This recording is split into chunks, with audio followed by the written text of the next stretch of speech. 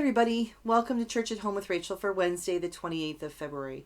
Chances are, I know I told you this last week, but chances, like, I have pre-recording these things because I'm not able to get my equipment together and all my resources to film this week. So this is pre-recorded, but chances are I'm on the road. And if I'm not, I will be soon. Absolutely tomorrow at the latest I have to leave. I could all be ready to be in Brandon, but either way, I'm in a great time of transition. And I have a question for you. How many of you like being in transition? How many people like leaving behind what they've known, even if it wasn't always great? Like, wait, when it was great, but even when what you're leaving behind was difficult or painful. How many people like that time in between when you're not yet where you're going, even if there's the promise that it will be beautiful when you get there? Because the fact is that even when it's difficult, what we know is what we know. And people tend to, I think there's one of the Newton's laws of physics is that a body that is rest will tend to stay at rest. If we are comfortable, even if the comfort is uncomfortable, when we are at rest, when we're someplace where we know what to expect, we know what is expected of us, we tend to hunker down and be there, even when it's hard, even when it's difficult. Some people say to an abused spouse, why don't you just leave? You're being abused. Your husband is hitting you. Your wife is hitting you. Why don't you just leave? Well, let's see. I don't know where I go. I don't know how I would do it on my own.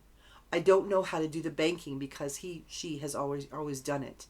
I don't know. I'm scared of the unknowns. It's easier. I know what it feels like to be hit. I know what it feels like to be yelled at. I don't know that I have the strength to make it on my own. And that might seem like really lame excuses for those who've never been abused. But for those who are in that situation, you really have to shake them up for them to understand that maybe there's a better way. Now, I've never been in that position myself. I'm just speaking from experience of working with other people and hearing stories about what it was like for people to transition from an abusive situation. It could be a bad job. It could be, losing your job and ending up homeless. It happens, but how do you get out of it? The transition time, you could have the promise of an excellent future. You could have the best job. You could have you could be an abused person who's got someone that you love and is over there waiting for you, saying to you, you come and I will help you. I will teach you how to do the banking, and I will help you get a job, and I will tutor your children, and I'll give you a hug when you want a hug, but I won't touch you when you don't want to be touched. But that abused person still has to make that transition, whether it's simply coming out the door of their home, even if it's into the door of a car waiting to take them to someplace safe. They still have to make that transition.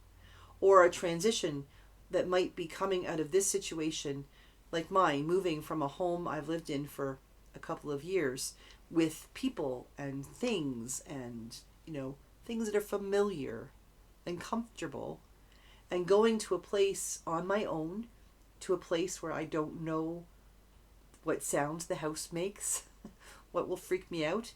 I don't know if you have to jiggle the handle on the toilet. I don't even know what the homeowners association rules are when I get there. I'm going to a new place. Is it a place that I'm looking forward to? Yes. Is it an adventure that I believe God has called me on? Absolutely. Does it mean that I'm gung-ho and raring to go and everything's going to be awesome? No. I still have a 10-hour drive. And what happens if my car breaks down? What happens if I get there and realize I don't have a hotel reservation and no place to sleep? What happens if? The transition is filled with ifs. That transition time in the faithful world, that's the time of trust. That's that moment when you realize you have to step out and trust. Trust that the car's going to work. And if it doesn't, that, your CAA card, or AAA in America, your CAA card will get somebody out to you who can help fix your car, or tow you someplace where they can fix it, and someone will help you. Trust that you are going to have a place to stay when you get there. Trust that the sounds in the house aren't going to freak you out completely. Trust that even if you do have to jiggle the handle, you'll figure it out. Trust the walking out in the unknowing into the future. It's a tough place to be. And the thing is, there are lots of people who say, I can't do that. I can't deal with transition. I won't change. And the fact is, you've changed already. You started school in kindergarten, and then you maybe went on to high school or college or university or trade school. You got your first job. You maybe started delivering newspapers when you were a kid, or babysitting. You finished your education, whatever level that may have been, and got your first job where you had to walk in the door to apply, or even just walk in the door that first day and not know how to do it. I remember my first part-time job, other than babysitting and newspaper delivery. I did one called a door monitor for the YWCA for a volleyball team, and that was just ridiculous. But good money, $4 an hour at the time, was amazing because minimum wage was $3.12. But the first job I had, other than those, was to work at Burger King. And I remember the very first day I went in there, I was terrified. I nearly got sick. I was so nervous. I put on this hideous polyester brown uniform that was like, had orange and white and gold on it. Remember those? Oh, they were awful. And a silly hat, a little baseball cap. And I went in there because I expected that I would be expected to know how to do everything right away. I was terrified. What I didn't know was that the very first thing they were going to do was lead the three of us, the new staff, through orientation. Right from the beginning. When you walk through the door, you wash your hands with soap and water. Every time you walk through the door, you wash your hands with soap and water. You can be around food, you wash your hands with soap and water. To showing us, this is where the fryers are. This is where the kitchen, the fridge is. This is where we find things. If you need milk, you go in the fridge. If you need meat, you go in the freezer. If you need this, if you're going to be on a till, if you're going to be a register, this is where you'll stand. This is the way you say things. A hamburger is a burger, not a hamburger. I kept doing that. I don't know why.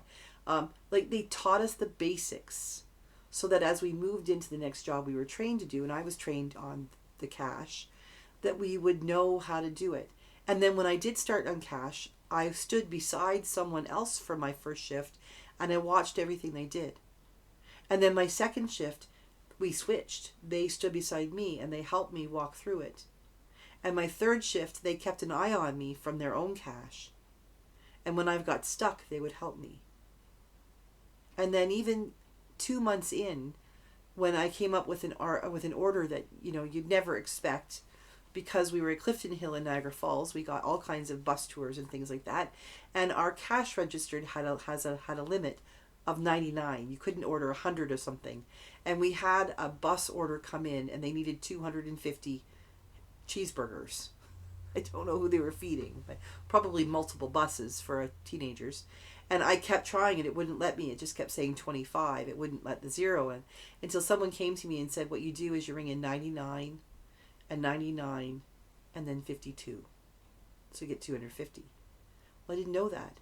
And you know what? The world did not open up and swallow me whole because I didn't know something. Times of transition are opportunities for us to learn, to ask questions. And the truth is, there is no stupid question. Some people say the only stupid question is the unasked question. You know what? There are no stupid questions. Sometimes there are stupid answers, but there are no stupid questions. Allowing ourselves to enter into that time of transition and giving ourselves permission to be scared, whether it's the fear of leaving behind something horrible like a person who's been abused, walking into a world they don't know what will hold, when their experience has been that the world holds is hell, or the simple experience of moving out on your own for the first time, or moving from one job to another when you don't know what will happen, and there's so much there. The gift is that every step of the way we are not alone. We always have God.